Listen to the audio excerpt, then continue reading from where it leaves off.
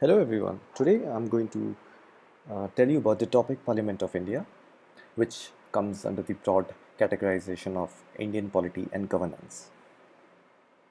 So let's talk about Parliament of India. Parliament of India is divided into three parts: the President, Lok Sabha, and Rajya Sabha. Lok Sabha is also called lower house, and Rajya Sabha is called upper house. In case if you're finding it difficult to remember, just think about it this way: Lok Sabha, LO, and lower.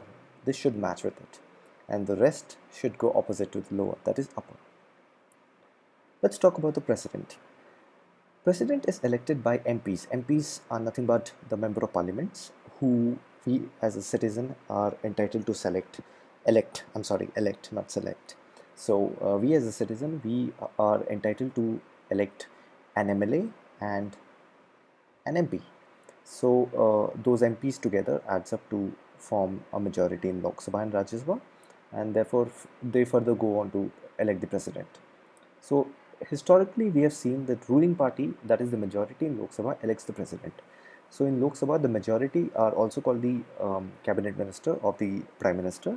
So whichever party wins the election, their majority people take over many central positions, and they go on to form the cabinet ministry in Lok Sabha, and perhaps they also go on to elect a person among them as the next president because they feel that it's quite good enough. It's always good to elect someone whom we know, as we would be aware of their strengths and weaknesses.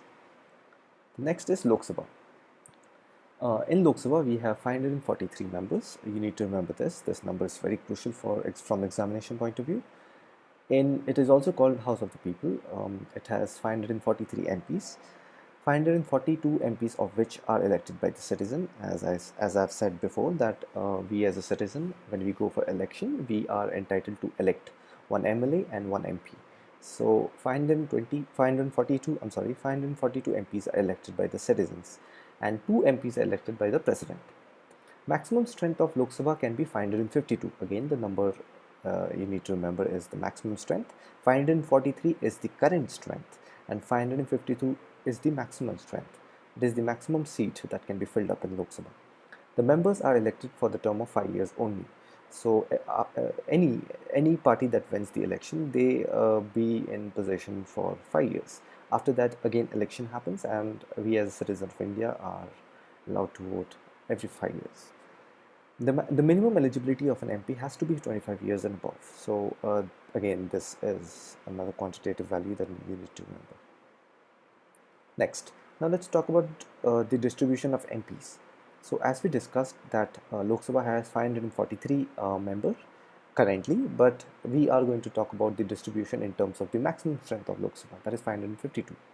So 552 MPs, in which 530 MPs are selected from 29 states. As I have told you again, as I'm telling you again, that we as a citizen elect one MP and one MLA. Therefore, 530 MPs are selected from 29 states, and 20 MPs are selected from 6 union territories. We have 6 union territories in which 20 MPs are selected, and then 2 MPs are selected from the Anglo-Indian community. This is very important because we only select 2 MPs from the Anglo-Indian community. They represent the minority group of the Anglo-Indian. So together, if you add it up, it comes to 552 MPs. Sorry, yeah. The reservation part of Lok Sabha goes like this. As per the Constitution of India, there are only two reservations that are available, which is SC and ST. SC stands for Scheduled Caste, and ST stands for Scheduled Tribes. So in total, we have 131 seats that is reserved for the Scheduled Caste and Scheduled Tribes. Out of 131, 84 is given to the SC and 47 is given to the ST. So again, you just need to remember the 84 and 131. You can just minus it, and whichever value you feel is good, you just need to remember that, and that you can minus it with the total, and you'll get the rest of the other seats.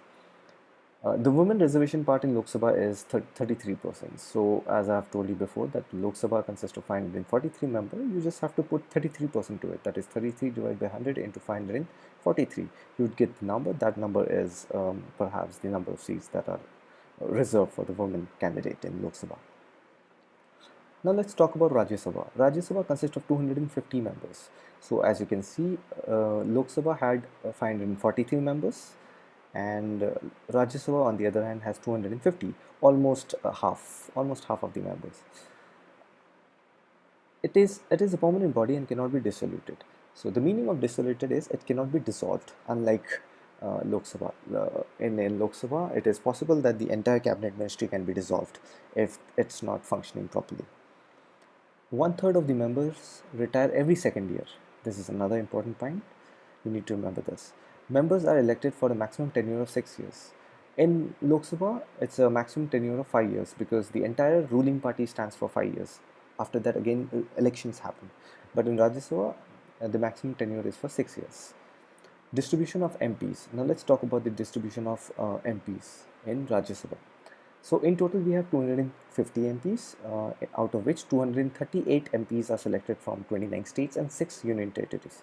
In Lok Sabha, we had separate MPs selected from the regular states and the UTs. But here, in total, we have 238 MPs that are selected, and then 12 are selected by the president. So together they add up and make 250 MPs. Now let's talk about the small section to 12 people, 12 MPs who have been selected by the president.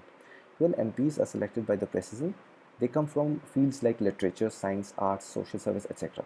So a lot of prominent leaders and members who have dedicated their contribution and research towards literature, science, and arts.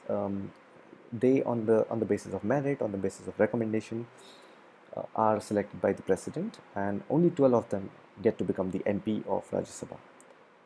The minimum age of a Rajya Sabha MP has to be 30 years. So, you can just remember it this way. It's a little funny way that 25 is given to Lok Sabha and 30 is given to Rajya Sabha. So, pretty much the Rajya Sabha people are a little elder to the Lok Sabha in terms of their minimum intake age.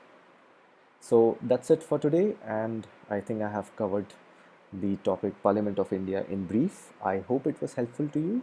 So please go through it again, and there's nothing to worry about much. There are not much detail, but it is always good to have a crisp and nice way of understanding the facts and figures, because it is helpful from a lot of examination point of view, like IAS, like civil services, IAS, IPS, whatever that comes into the civil services category, then CDS, Combined Defense Services, then bank, etc. etc.